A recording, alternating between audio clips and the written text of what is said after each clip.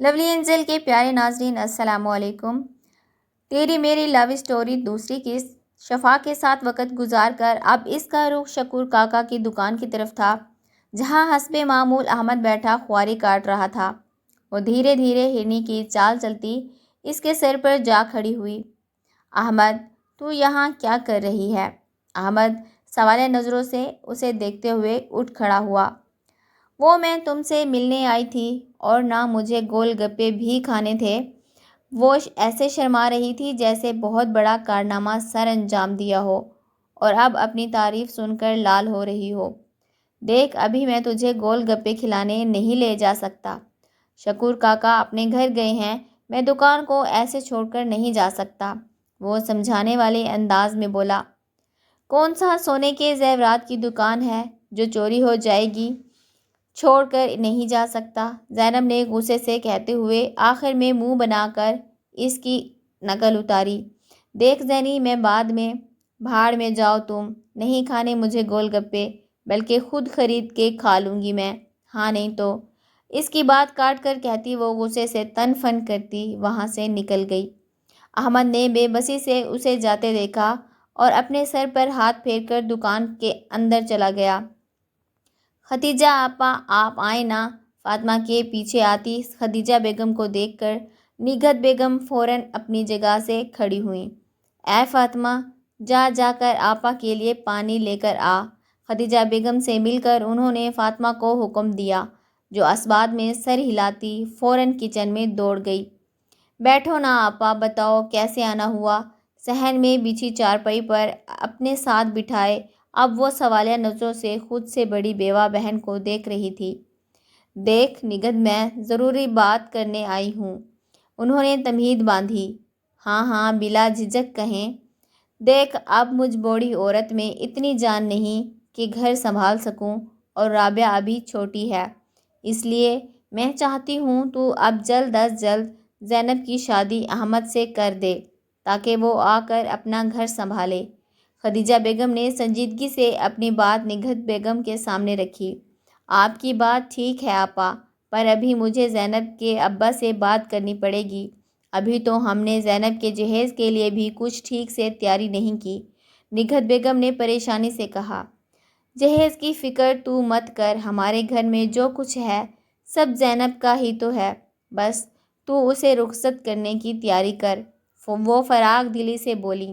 ٹھیک ہے آپا، زینب کے ابا آ جائیں تو آج بات کرتی ہوں، نیم رضامندی سے کہتی۔ اب وہ آس پڑوس کی باتوں میں مصروف ہو چکی تھیں۔ گول گپے کھا کر ساتھ ساتھ احمد کو کوسنے کے بعد اس کا رخ اب گھر کی جانب تھا، جہاں یقیناً اماں غصے سے بھری اس کی شان میں قصیدے فاطمہ کو سنا رہی ہوں گی۔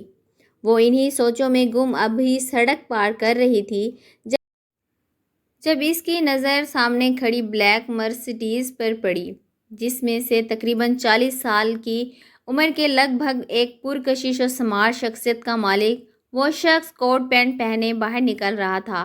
وہ حیرت سے اسے دیکھنے لگی، خود پر کسی کی نظروں کو محسوس کر کے۔ اس شخص نے بھی سن گلاسز اتار کر نظریں اطراف میں گھمائی تھیں۔ دونوں کی نظریں ملیں اور اس شخص کے چہرے پر تبسم بکھیر گئی۔ زینب گڑبڑا کر فوراً وہاں سے نکلتی چلی گئی۔ سر، آپ بے فکر رہیں، ہسپتال کا تعمیری کام بہترین طریقے سے میری نگرانی میں ہو رہا ہے۔ اپنے ہسپتال کی تعمیر کا جائزہ لینے کے لیے آج ہاشم امتیاز خود یہاں موجود تھا۔ ساتھ کھڑا ملازم اسے ساری ہدایت دے رہا تھا، مگر اس کا ذہن تو اس لڑکی میں اٹکا ہوا تھا جو کچھ دیر پہلے آنکھوں میں اشتیاق لیے اسے گھریز جا رہی تھی۔ اس عمر میں بھی اپنی شخصیت کے سحر سے وہ بخوبی واقف تھا۔ 2 جوان بچوں کے باپ ہونے کے باوجود بھی اس کے سرکل کی کئی لڑکیاں آگے پیچھے گھومتی نظر آتی تھیں، اور یہی بات اسے مغرور بنانے کے لیے کافی تھی۔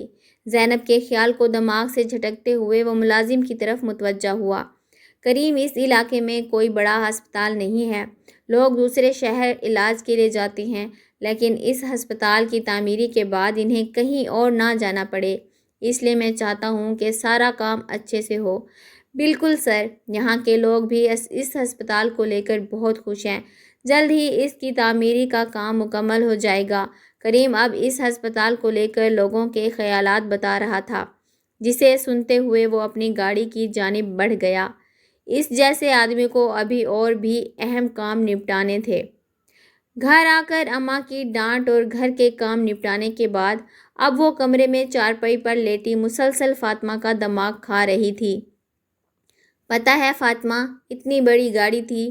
دونوں ہاتھ کھول کر زینب نے بڑی گاڑی کی تشریح کی۔ اور وہ آدمی، کیا بتاؤں میں تجھے، اتنا وہ تھا، وہ کیا کہتے ہیں، ہینڈسم۔ ہاں، وہ ہینڈسم تھا۔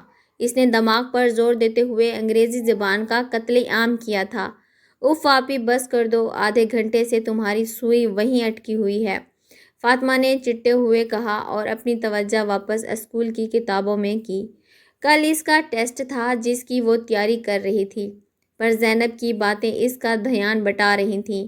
تم تو بس ان کتابوں سے چمٹی رہو، لیکن حاصل کچھ نہیں ہوگا۔ ہم جیسے جھونپڑی میں رہنے والے آسمان کی پرواز کبھی نہیں کر سکتے۔ اور اپنے اس جملے کو وہ کتنی جلدی فراموش کرنے والی تھی، یہ تو ابھی خود بھی نہیں جانتی تھی۔ لولی اینجل کے پیارے ناظرین، السلام علیکم۔ دوسری قسط کیسی لگی؟ ویڈیو کو لائک اور ہمارے چینل لولی اینجل کو بھی لازمی سبسکرائب کریں۔ شکریہ۔ تیسری قسط تیری میری لو اسٹوری اگلے دن ملاحظہ فرمائیے گا۔ اللہ حافظ۔